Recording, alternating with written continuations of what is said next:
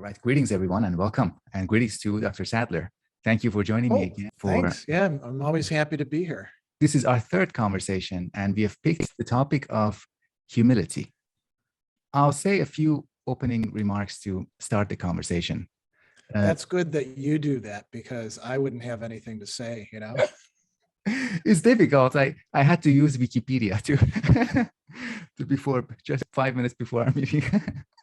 But as I was thinking seriously, as I was thinking earlier today about the concept of humility, I thought this very concept uh, itself runs counter to the dominant culture of self-esteem, the the culture of Yeah. building our egos, competing with others, and all the popular science that supports that and provides justification for the evolutionary psychology, evolutionary biology of standing up straight, being alpha or being dominant.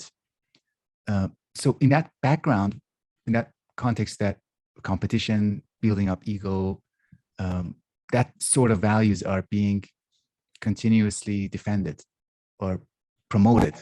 Humility Yeah. sounds a little bit odd. That doesn't seem to fit. So that could be a way to begin. Like, do you find a similar impression?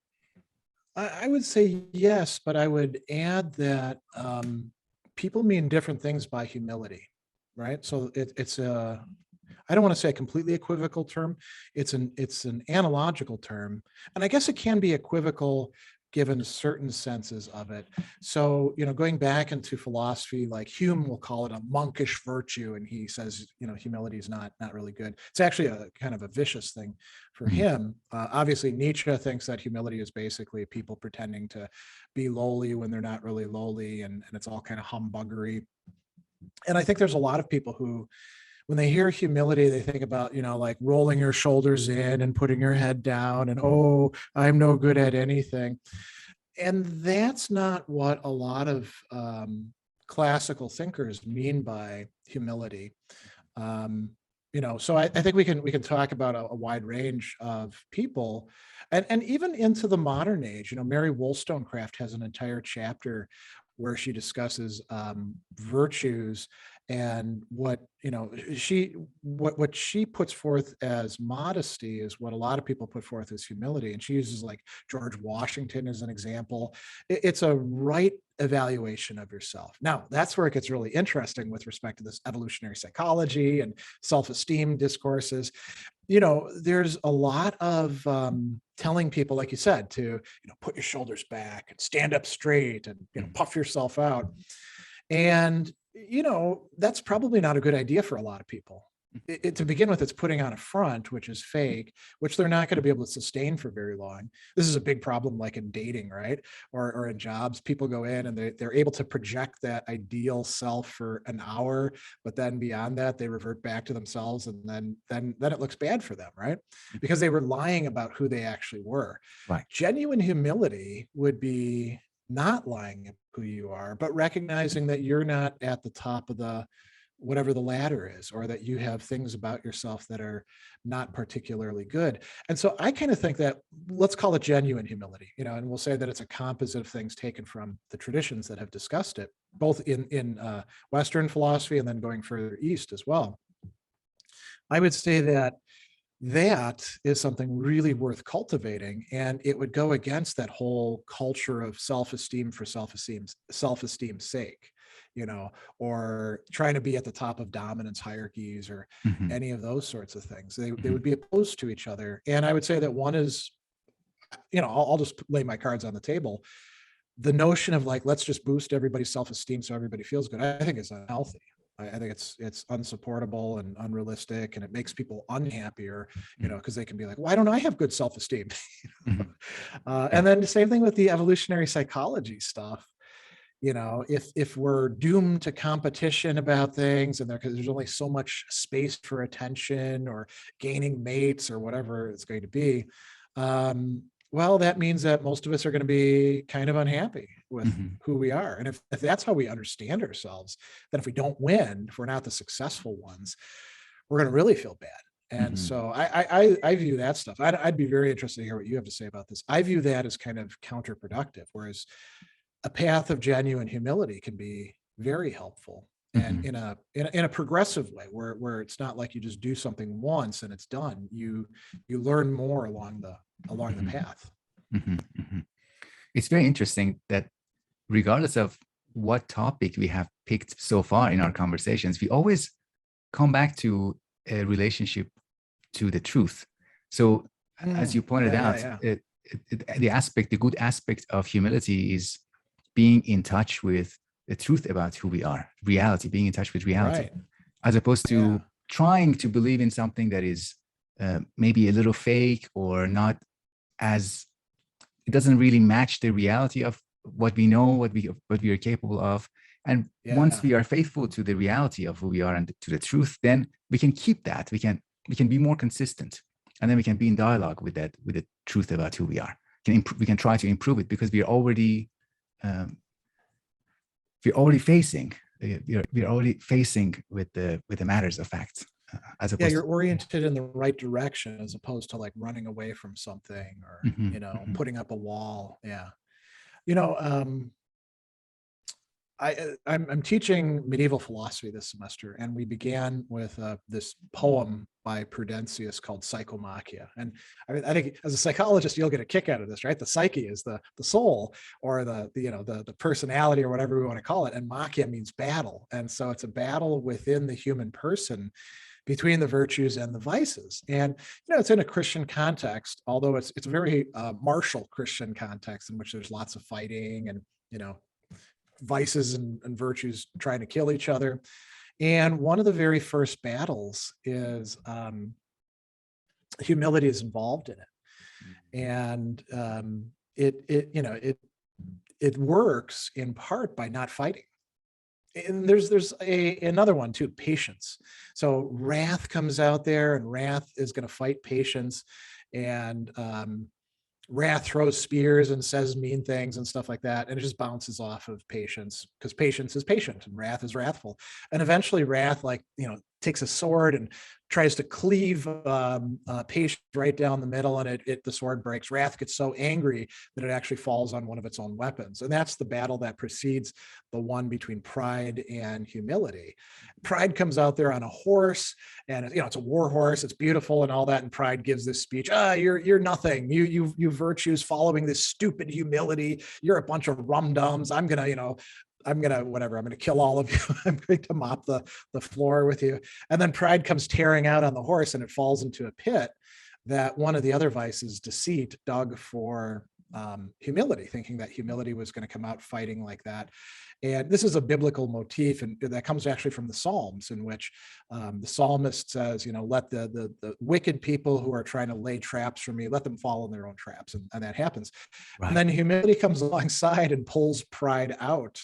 Pride is all mangled up because it fell into the pit, and its horse is all messed up as well. And humility just kind of stands there. And it's hope in that poem that hands humility the sword, and then humility beheads pride, and things go on after that. And so this is supposed to be a good outcome. But it shows this like concern of two things. You've got humility on one side, which is viewed as a virtue, and we could talk about like what shapes that take. And then you got pride, superbia, which went from being something kind of dangerous in the ancient world. It was never the case that like pride by itself was lauded to the heavens by the pagans or anything like that. And then the Christians came along and said, no, no, don't do any pride. Mhm. It's more like, pride was tolerated. Pride was looked at as a generally good thing, but it was also very dangerous. It would lead to conflict and stuff like that. And so you get this back and forth between the two. Pride thinks of itself as too important, and it can take any other virtue, as John Cassian recognizes, and turn it against us. So I can be courageous, and then I can get all prideful about my courage. And Mhm. the courage is a virtue, the pride is a vice, one of the worst vices. Mhm. So then the question is, well, how does humility actually fit in there? And I think one place that would be good to start, since you brought up telling the truth about yourself, is somebody who's often brought up as like, here's somebody who doesn't believe in humility, and that's Aristotle. And Aristotle has two virtues and associated vices that are worth thinking about. in this respect. So the one is what he calls truthfulness. And he doesn't mean truthfulness like just telling people the truth, like, saying, oh, you've got a lot of books or something like that. And then you say, oh, no, I don't have a lot of books. Those are just fake things. It's fake background. Exactly. Yeah. It's the truth about yourself. And it has to do with your achievements and your qualities. I mean, the books could fit in there if you were like, yeah, see, I'm a really bookish guy. I've read all of these. This is the truth about me, right? Or you could also say, oh yeah, I've only read, a quarter of these books and I forgot half of what I've read in them, like, would be the case with my bookshelves. So Aristotle thinks that we need to be truthful about ourselves, which means that we need to recognize what's actually good about ourselves. So if we do have good qualities, we shouldn't downplay them. We shouldn't boast about them. We shouldn't go beyond and if we're able to lift, 500 pounds on something, we shouldn't say we can lift 1,000 pounds. Because that's being false. But we also shouldn't say, oh no, I'm not very strong at all. And he didn't like Socrates. He actually singles out Socrates as somebody who is too self-deprecating, who's ironic in that way. So not everybody in the ancient world thought Socrates was so awesome. But then the other thing that Aristotle talks about, there's this virtue that's in Greek megalopsychia, right? Having a great soul. And we translate this often into its Latin sounding word, magnanimity, and the magnanimous person, Aristotle says, is somebody who really has good reason for pride. They have great qualities. They've got great achievements. They're kind of like at the top, sort of like this social hierarchy business, right? And they're worthy of great honors and they expect great honors. But Aristotle goes on and he says, they don't expect great honors of the lowly. They expect great honors of those who are closer to them in status. As a matter of fact, they're kind of cool, kind of nice to the people who are below them. They don't act like big shots or stars or something like that. That would be the boastful or the vain people. And they also don't underrate themselves. They don't say, oh, I'm a great person, but I don't deserve any good stuff. That would be kind of fake as well. But then Aristotle very unusually says, well, there's another kind of virtue. I think the Greek word for it is tapania or something. And it means modesty. It means being somebody who's not a great person and recognizing that and being in the middle and expecting from other people what you're worth. So, like me, I'm, people will say, oh, you're famous on YouTube, right? And I'll say, exactly, YouTube famous. That is not the same thing as being famous, right? There's a different kind of celebrity that comes with being on Netflix or I don't know, being a sports hero or something like that, right? It's you keep things in perspective. Right. I think you could bring up all sorts of examples on your side of that as well. And Aristotle says that's virtuous. It's not as good as like this, being super great and demanding it and, behaving that way, being prideful in a good sense. But there's that realisticness about oneself in both of these. And that's Aristotle, the guy who's usually held out as like the opposite of humility. Christians brought in this humility stuff. Look at cool Aristotle over here, the pagan philosopher. Even he doesn't think that you should just like go around, knocking everybody off of their pedestals and putting yourself in their place. And again, I've said a lot, but the modern self-esteem movement, I think Aristotle would look at that and be like, what the hell are you doing? Lying to yourself about this isn't going to actually give you qualities or achievements. You got to actually develop those things instead, what we call character. Right. Yeah, the shortcuts are not very effective in the long term, especially. Well, I think there is practical advantage in having the right kind of humility because it allows us to be more flexible and mobile. So, for example, if I'm very prideful, when I'm very prideful in one context, let's say in a context of YouTube or in a workplace, that in that workplace people happen to really boost my self-confidence or self-esteem. And if I really like that and I attach my identity to that experience, then I will actively resist or avoid going to other contexts, other places that I don't receive that kind of support for my ego. But if I am humble, if I'm humble, then I will move more easily. I'll go to workplaces that maybe don't pay too much respect to me, or maybe I'll play some games with my friends that I'm not very good at. I will be willing to make a fool of myself. And I think that's a good thing.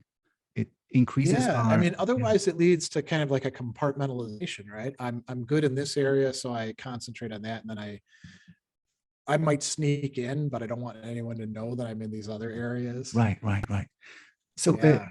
in that, against that context, we can think of people who really promoted a very extreme form of humility. I'm thinking of the book Imitation of Christ, which is in this sense Mm. quite famous. Um, that You really know, and that was, bringing yeah, ourselves low to then do the greatest thing. Go ahead. that was one of the best sellers in colonial America, Right. believe it or not. I mean, after the Bible, that was one of the most read books. So think about how many people that probably influenced to, you know, not put in for promotion or whatever else they ought to have had to be acting in too lowly a way. Right. It probably also encouraged something else too, which we could probably analyze: false humility. You Mhm. do think that you're a big shot or that you deserve a lot, but in the social context, you downplay yourself to get something else out of it, you know, so that people Yeah, will say that you're humble, or I don't know, so that, right. you know, you can get in with people or something like that. Yeah. I noticed the pattern when I was living in both when I was living in Iran and when I was living in China. There was a pattern that I'm not going to generalize it. I'm not going to say everybody was like that, but there was a type of person who was very humble, very modest when they had junior status. And once they moved into the Oh, senior status, yeah, suddenly they crossed the boundary. So it wasn't like they were modest, they were just waiting for their turn. They were just waiting for yeah. a turn to be the senior guy. And then there was suddenly a radical shift. Suddenly they would be the harshest of people. It's just very difficult to be around. So that, to me, that's one instance of false humility, which That's a is, good one. I think we see that here in America and Canada as well. mm, In organizations where you've got hierarchy, you know, and you have right. to put in your time, and maybe it's by seniority or it's by who you know. I Okay. think that Yeah. happens a good bit. Right. Yeah. It's like people really get into their role and then believe in in the rights and uh, the range of things they can do once they occupy that role. There was one more example of a humility that kind of it raises a red flag in my mind, and that is Okay. the humility of the so-called transhumanists. They say human being, the physical biological bodies that we have, is just so flawed. It's so limited. So therefore, they say we should technologically augment it, and we should, take 50 pills per day, uh, chemically, physically, technologically, and ideally Yeah. for them, we should tweak ourselves so much uh, to the point where we become immortal. So is that humility? They begin with humility, but the kind of judgment that they have of it, it's the broader philosophical framework, and the confidence attached to that Yeah. Yeah. doesn't sound very humble. So they say, okay, the thing that I am now, this physical body or the being that we have as human beings, yeah, we can be humble about this, but then at the same time, we can create schemes of overcoming it. I think that there's quite a few moving parts to this. I mean, to begin with, I would say that there's a kind of basic pridefulness running throughout the transhumanist movement, because they think that they've got everything figured out better than all the rest of us, right? So there's that part right there. And you know, it's very Faustian and Promethean at the same time. You know, the idea that like we're going to overcome and we're going to like radically change things away from our, you know, corrupt, dirty, gross, whatever we want to call it, flesh, right? And so yeah, there's so what we could say is there's like a bifurcation there. There's the meat packets that we're running around in, and that stuff's not very good, except maybe our brains, because those are, you know, really awesome computers or something like that. And then there's this whole other realm of the technology that we're able to develop that we could, you know, dream about, because all this is really just dreams at this point, or imagining. Dream about being able to take whatever's essential to us that's living there in that flesh and then put it into that technological matrix. And there, I don't mean matrix like the matrix, you know, with all the Right, machines right. and stuff like that. I just mean matrix like a womb, Arrangements, or right. yeah, exactly. Mm-hmm. So I guess, yeah, there's a concealed pridefulness there hiding under humility. That's quite interesting. Yeah. I really haven't given a lot of thought to the transhumanists myself. Yeah, same. Um, Mhm. It's one of those communities that, because it's so different, maybe it tends to become insular. So you're either in it and you're really in it, or otherwise it's difficult to get into it. Yeah, and I think we can distinguish them from a couple other kinds of communities. I mean, all of us, if we're using like, you know, mobile technology, or you and I are talking on Zoom right now, we're obviously living in an augmented reality that allows all sorts of cool stuff that could, I mean, you know, if this was 30 years ago, you and I'd have to be like talking on the phone, and we'd have like a physical tape recorder next to it, you know, Mhm. and then we'd have to splice together the things. And now we do these things without even really thinking about it. So we're all living in a kind of weird, almost like living in the future, but that's not the same thing as like being devoted to that and saying, oh, this is a really, really good thing, and we need to like move in this direction intentionally. It's just where we've been swept up into. Mhm. Um, and I think that, you know, there's probably a lot of communities where they really don't have this viewpoint on technology that it's going to radically change us and bring us out of humanity, because transhumanism means, you know, exceeding or transcending the human Mhm. and moving into something else. I mean, if you're still importing the human, and you're like the Descartes ghost, not, he doesn't say ghost in the machine, that's Ryle later on. Descartes says the pilot in the ship, right? That's what the soul and the body are like. If you still have that kind of thing, you're not, I don't think you're really a transhumanist. You're Mm. just somebody who thinks technology is awfully cool and we could, like, you know, augment ourselves in all sorts of ways, but there's still that core that's held to be you know. Mhm. Mhm. Mhm. So getting back to the more general topic of humility, I wonder Yeah. if it would be useful to intentionally want to be humble, or is a better Yeah. route towards it would be that indirect route of just paying attention to things, paying attention to what we are doing, who we are, when we succeed, when we fail, what is happening, just generally paying attention to that, being in contact as much as we can with That's a reality. really interesting question. And I think we could make distinctions, right?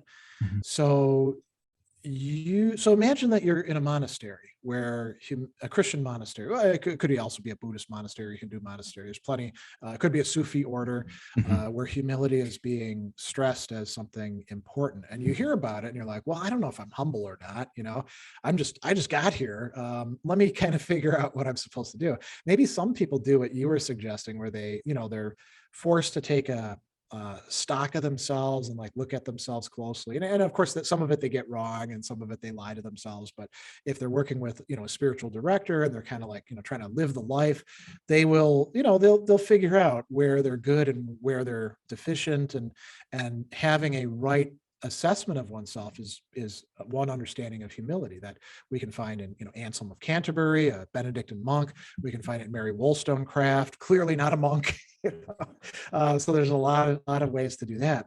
Mhm. But we could imagine somebody who comes in and they're like, I'm going to be the best monk ever. You know, Yeah. how do I be the best monk ever? I got to have humility. I'm Right. going to have more humility than anybody else. Right? Right. And that's good. You know, and they might like say, well, let me look at, you know, brother so-and-so, man, he's really humble. I'll live like that guy, you know? Mhm. And it's a very external thing, and they're misunderstanding the way humility works, because this is clearly not going to make you Mhm. humble. But there could be other people who deliberately, they're like, you know, they say humility is really important. Let me see who's humble here, and let me see who can tell me about this, or I'll have to do some reading anyway, because I'm a monk and part of the day we're reading text. Let me read a text on humility, and Mhm. let me go about this in a kind of deliberate way. And that would be a third way that I think would be closer to the, like, we might call it spontaneously figuring out who you are way. Mhm. Both of them would be opposed to the I'm going to be the most humble guy ever. You know? Mhm. I'm going to And beat all everyone. three of those, Yeah. I'll win the humble games. Right, right. Yeah, I'm gonna beat everyone at the game of a competition of who's gonna be less competitive or the Yeah. least. And the other, I think there could be a fourth kind too. So people who come in and they are traumatized or damaged, and they genuinely do have bad self-esteem, right?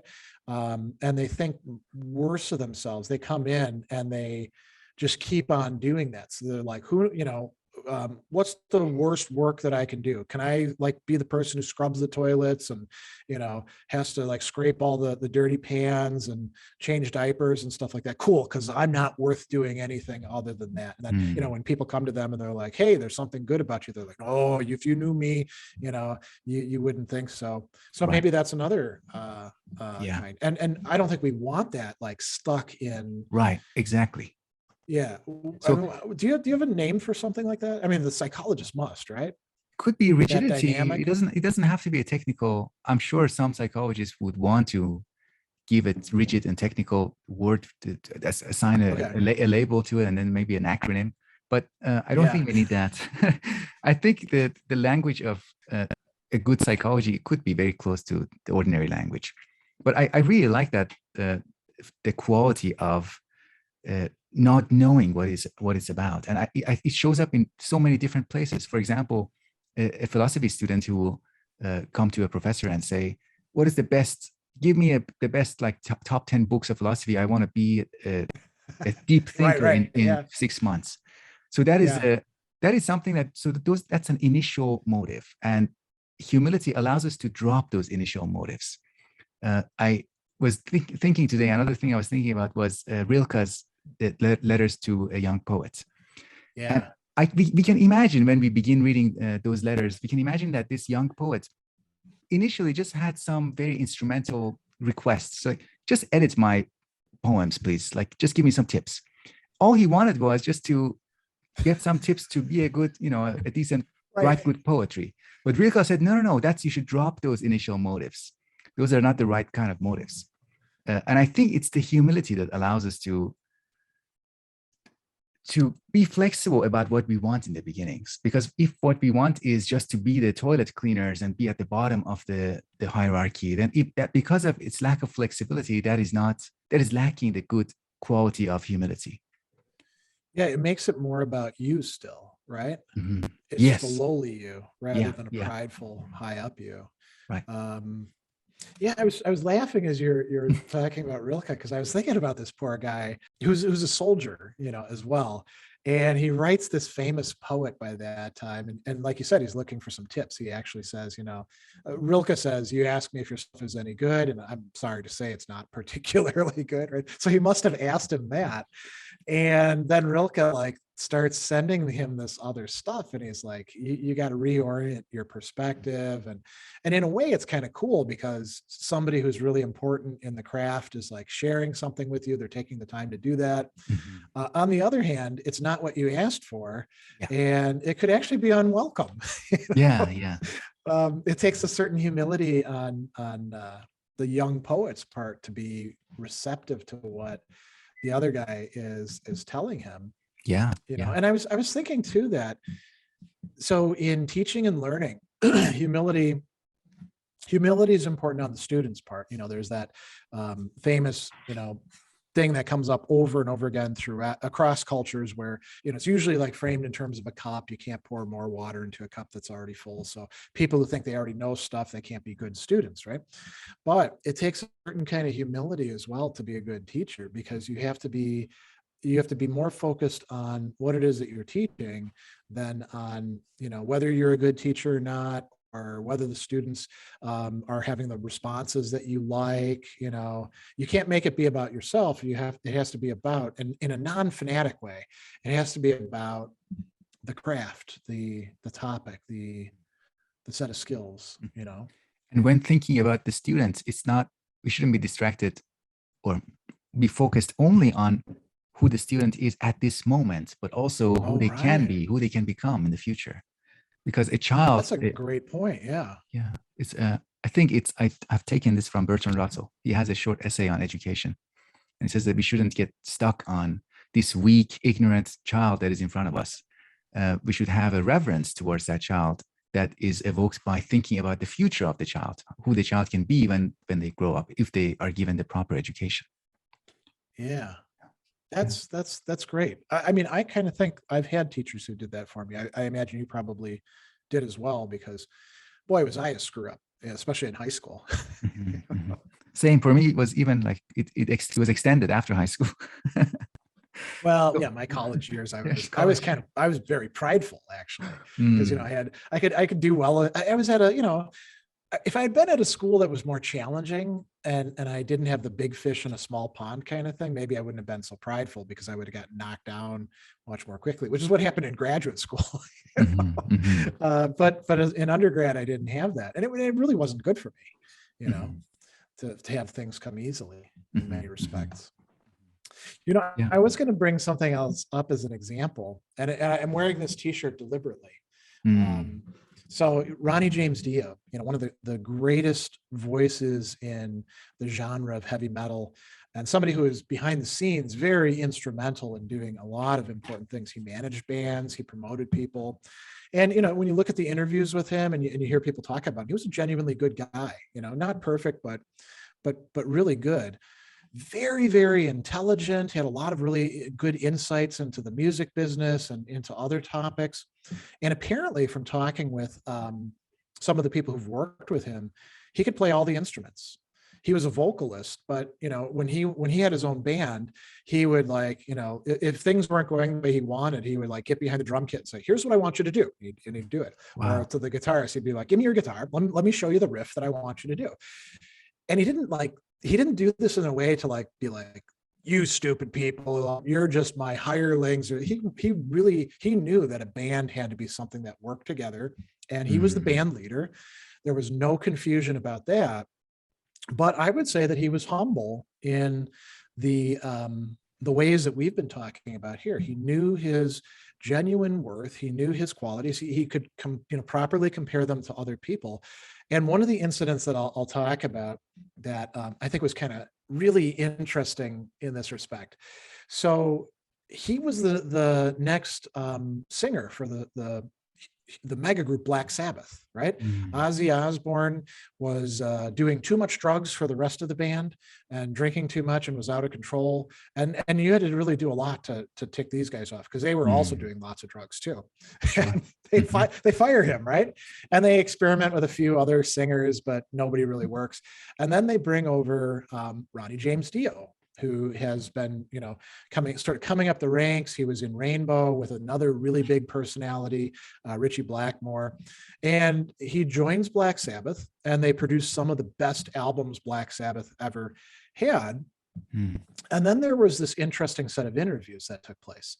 Ozzy Osbourne was asked by people what he thinks about this guy coming in and taking over Black Sabbath. And he said all sorts of disparaging things. And he was very prideful, mhm, and unnecessarily so, because Ozzy Osbourne didn't write any songs, didn't play any instruments other than the harmonica once in a while.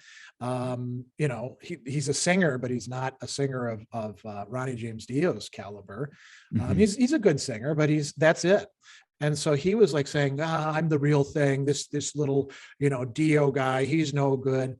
And Dio could have done the same thing in return when he was being interviewed. And he said, "Well, Ozzy's got his views on things. I've got mine.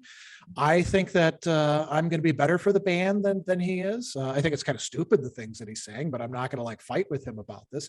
And it mm. was like night and day, the prideful person who doesn't really have a reason for pride, and the person who's deliberately being humble, but being humble in a genuine way. He didn't say, "Oh, I'm no good," or anything like that. He said, I am good. I toured with this major band before that, and I know how to sing well, and I Mhm. can write music. And so I think there's kind of a really interesting contrast there Right. that Mhm, mhm. that helps to bring out what humility can look like when you are talented, when you do Right. have something Right. to bring to the table.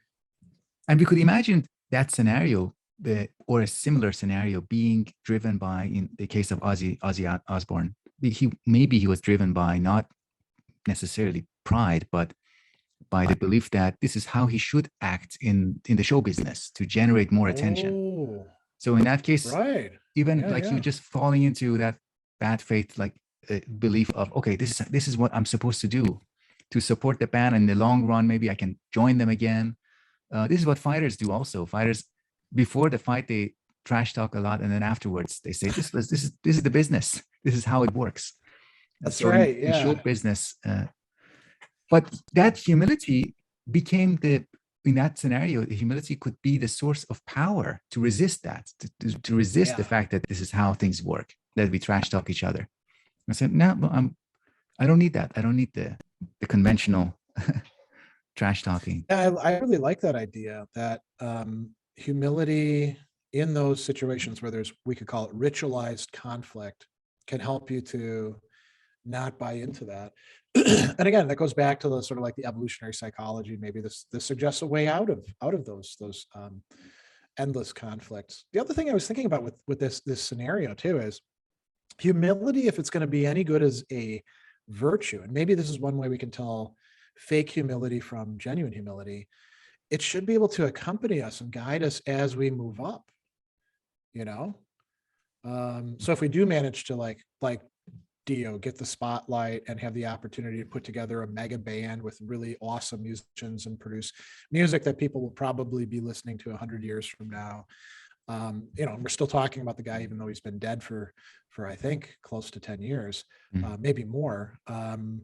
You know, that would be one thing. To go back to those people that you're talking about, where they're humble until they reach a certain point in their career, and then suddenly a switch flips and they become the arrogant, prideful, demanding person. If they had genuine humility, then they should have been able to continue to do that. You know, and we have examples of leaders who really do remain humble, you know, within a variety of fields, you know. I know what I'm going to do after this conversation. I'm going to check out some of Dio's music. Yeah, you should give me some of the albums from that period. Some of the album titles. He's got a great catalog. So he is on the first 3 Rainbow albums, which are Rainbow, Rainbow Rising, and Long Live Rock and Roll. And that was Ritchie Blackmore's band. Ritchie Blackmore is a prideful guy. If you want to do a little bit of digging, you should check him out as well. He actually left Deep Purple, and one of the reasons is because he was a racist who didn't like what he called, you know, they were starting to incorporate, you know, funk and jazz stuff, and he's like, I don't like that shoeshine music, which is, you know, a very racist way of talking about this. I don't like this black music, you know. So Dio came up in this band with Blackmore, and he didn't really badmouth Blackmore that much either. So those 3 albums, and then there's Black Sabbath, The Mob Rules. Oh no, I'm blanking on the Heaven and Hell. Would be the 2 albums there in the early years, and then Dio creates his own solo band and brings together all these musicians, and he's got Holy Diver, Last in Line, Sacred Heart. I would say, you know, that's already like 8 albums, so that's probably a big enough discography. But I mean, one of the things that that'll come across is just how incredibly powerful his voice is. You know, I think that he historically is probably the most powerful singer in that genre in heavy metal. Wow. I don't think I think there are people who've come close, but I don't think there's anybody who's managed to like beat him in that respect. And that in itself could be a source of incredible pride. Right? Absolutely. You get these singers who are virtuosos, and they're like, I'm better than everybody else. You know, you'll never hear him saying, I'm the most powerful singer in heavy metal. You know, there's something very aesthetically pleasing. There's something very beautiful in that paradox of, as you said, great leaders or people who become icons or iconic, and yet they remain humble. They retain that humility, the groundedness. Like famous directors who, you know, actors later will say, oh, actually, I was surprised by the fact that he or she cared about me when I was acting, or he gave me some freedom of movement. So if we look at human life as itself an art form, that maybe our aim is to, among other things, live well and live beautiful lives, that keeping that kind of maintaining humility could be one element in that project. that big project of life. Yeah, without it, some of the other good qualities of ourselves probably can't be fully developed, or they take a wrong path, you know? Yeah. It's interesting because, you know, to go back to Anselm, Anselm thinks that humility is one of the preconditions for actually having and keeping the other virtues. And he actually, in one of his works that hasn't been translated, called the De Similitudinibus, which is on likenesses, he gives you a likeness of humility as being a mountain with 7 levels that you have to ascend. And each one of these is tied in with a cognitive and affective component that you have to attain. And at the very top are the virtues.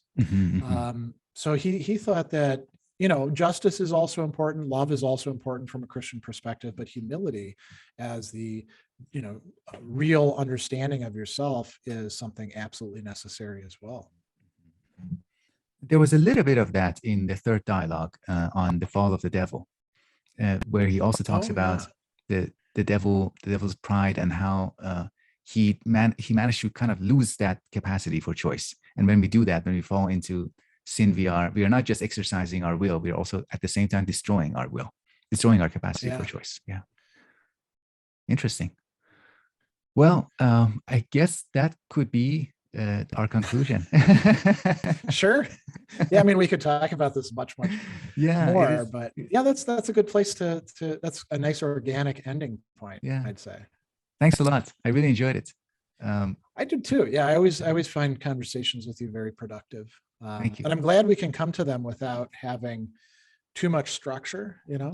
And just sort of like rely on a rapport and goodwill and knowing what we're talking about. And lots of things I want to go back to and explore more, like Aristotle's magnanimous character, and of course the music deal. Yeah.